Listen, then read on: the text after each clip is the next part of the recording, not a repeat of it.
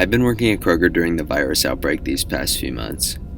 Before all these social distancing precautions and customer limits went into place at the stores, I was a cashier, but starting around the beginning of April, the store put me in charge of making sure the number of customers in the store didn't get above 80, which apparently made sure there was no more than one person per 120 square feet or something like that. For the most part, my job is fairly easy. I just tap a button on a tablet every time someone enters the store and tap a different one every time someone leaves the store, and once there are 80 people in the store according to my records, I have to wait until someone leaves the store to let the next customer in. Since the Kroger I work at is a pretty major one in the big suburban area I live in, there is almost always a line of at least 10 or 20 people waiting to get into the store, and before the store opens, the line can be as big as 150 people or more. Occasionally I get grumpy or angry customers who are irritated about having to wait in line and take that out on me, but for the most part, the customers have been pretty nice and understanding. But there was this one particular customer interaction that stood out from the rest and actually made me question the safety of working this job. I was working the closing shift one Saturday night a few weeks ago, I think 7 to 11 p.m. or something, and it was getting close to closing time. I was told by my supervisor to stop allowing people into the entrance line starting at 10:45 p.m. so the store didn't have to stay open long after hours. This night out of all the others was especially crowded. In fact, I had never seen so many people at the store so late at night. There were a good 30 people in line. It seemed impossible that most of them would be in and out of the store by 11 p.m. and I honestly wanted to be done with my shift. So instead of waiting the extra 5 minutes, I roped off the start of the line and put a sign on it at about 10:40 p.m. I would say about 10 minutes passed by, fairly uneventful, with maybe 3 or 4 customers coming in trying to get in line, then leaving without much ado when they saw the sign. I would say it was about 10:55 p.m. and I still had about 9 or 10 customers left to let into the store when I heard a car door shut out in the parking lot and footsteps approaching the store. I instinctively turned to tell whoever it was that the store was closing, but when I saw who it was, they were still a ways away from where I was, so I thought it would be obnoxious to yell. As the person got closer, I was able to make out some of his physical features. It was a man, average height, stocky build with a beard and tattoos covering his arms and even neck.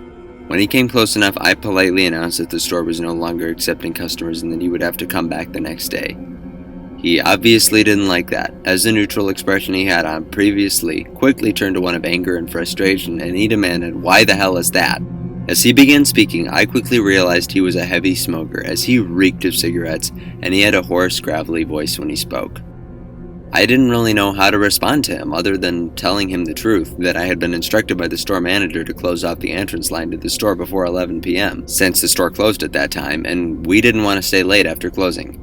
He then said, "Screw you," and "just you wait," whatever that meant, as he turned around and stormed off into the darkness. I wanted to tell him exactly what I thought of his rude conduct toward me, but I didn't, for fear of getting in trouble with my supervisor, I guess. After that, I would guess it took around 10 more minutes to let the remaining customers into the store.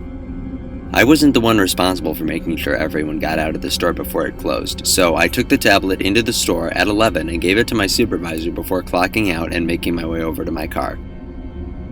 As I put my bag in the back seat, I could swear I heard someone shuffling around a few cars away from mine, but I brushed it off as a customer putting away their groceries and got into my car. It wasn't until I was driving out of the parking lot that I looked in my rearview mirror and saw headlights right behind me. I felt a sudden rush of horror as I remembered the strange man from earlier and quickly put 2 and 2 together.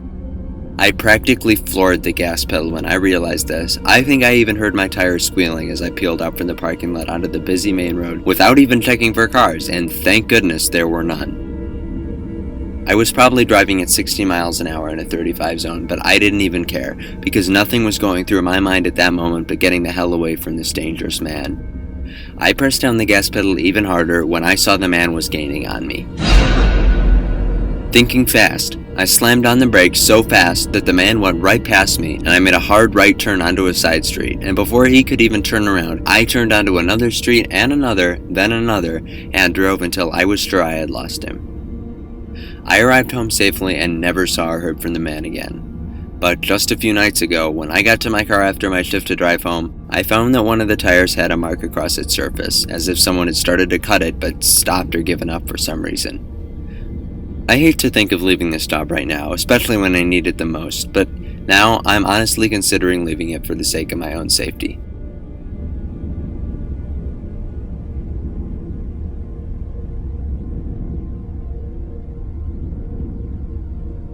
I work the night shift as a stocker at a 24-hour Publix near my house.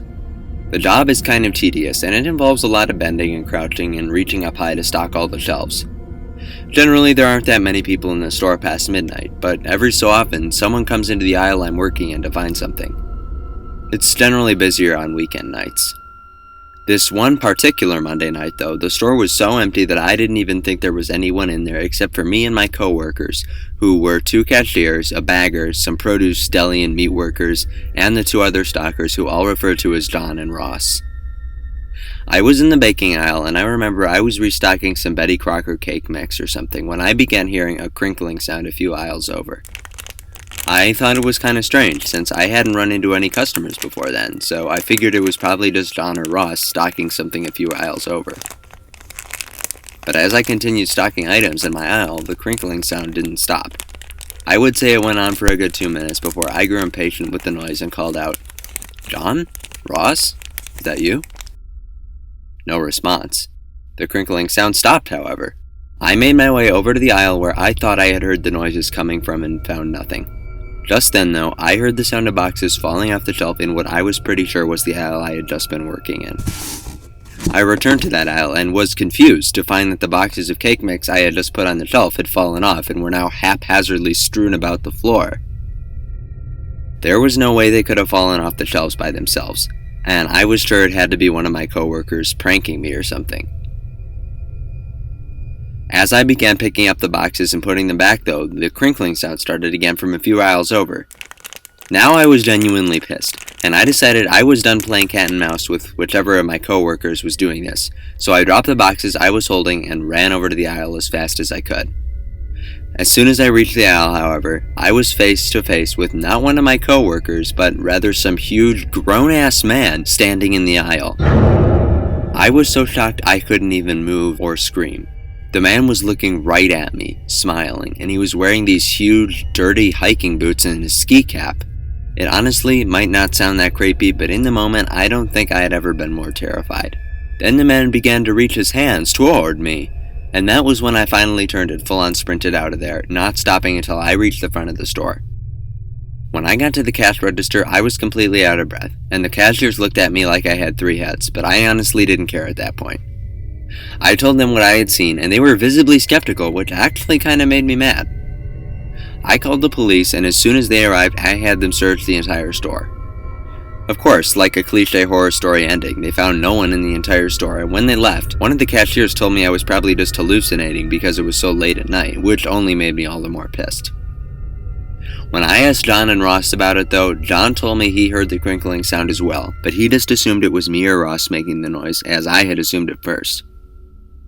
Nothing's happened since, but ever since that night when working there, I've had the fear in the back of my mind of turning the corner into an aisle and running into that man again.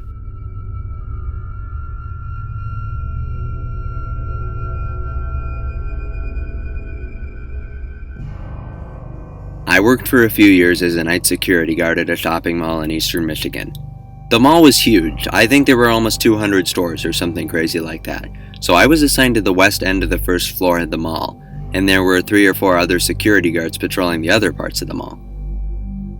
The part of the mall I was supervising mostly just had small stores and kiosks, but there were 2 major stores, which were JCPenney and Trader Joe's, both of which had exterior as well as interior entrances, as most of the anchor stores at that mall did.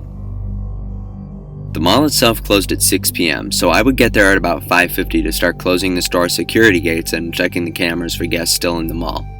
The Trader Joe's stayed open until 8 p.m., however, so I would just close the interior entrance to the Trader Joe's, but there would still be people inside grocery shopping for a couple more hours after I got there. At around 8:30 p.m., I was in the break room when the last few employees that remained to close the Trader Joe's left as usual, and I got the usual notification on the security panel that the outer entrance to the Trader Joe's was locked and secured, meaning all of the stores in my area of the mall were now closed and locked. I did my usual rounds around the main hallway, checking to make sure all the lights were turned off inside the stores and the gates were all closed and locked. Everything seemed normal, except when I went past the Trader Joe's and could swear I heard something coming from inside the store. I stopped, approached the locked entrance to the store, and put my ear up to listen.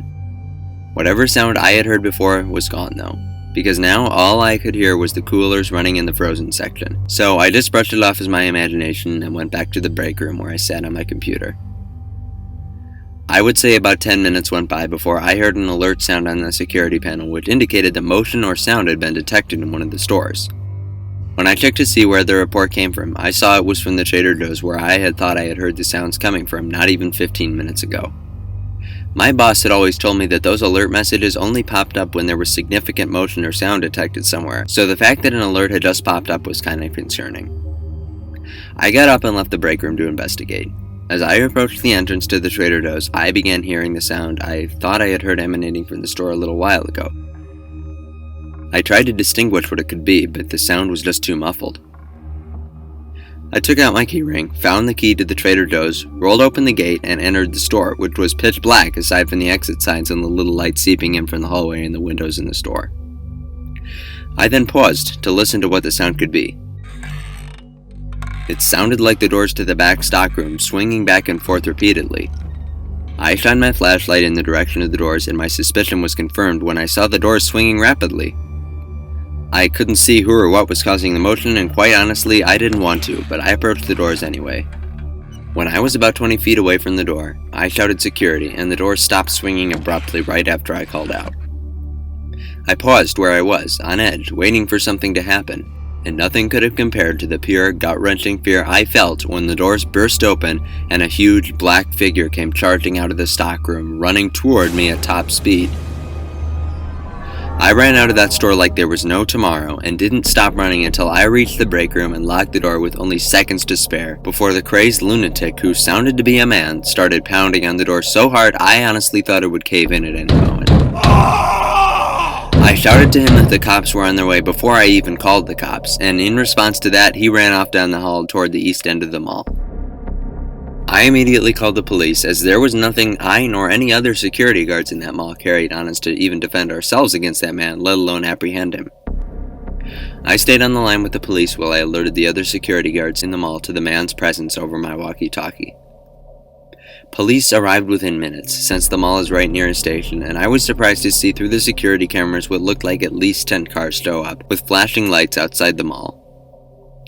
I saw a bunch of cops breaking windows and entering the mall at various places, and only then did I feel it safe to go back out into the main hallway. Not even 10 seconds later, I heard a huge commotion coming from all the way at the opposite end of the mall. I ran down there as fast as I could to find a swarm of cops around the guy, holding him while they handcuffed him. They ordered me to stay back, so I did, not like I wanted to go anywhere near him anyway. He was a huge, shredded guy with a long, greasy ponytail, and his teeth were so messed up he had to have been a meth head. He looked extremely dangerous, and even though he was handcuffed, I was still scared as he yelled profanity and obscene threats, which I assume were directed at me while being dragged out of the mall. I told the police every detail I could remember of what had happened from the first time I heard the noises coming from the store to their arrival on the scene.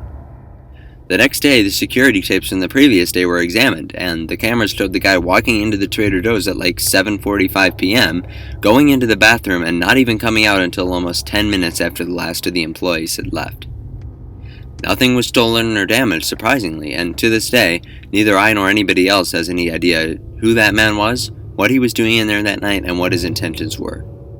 All I know is that he certainly didn't mean well, and I'm glad I escaped him in time and didn't have to find out what he planned on doing to me had he caught me.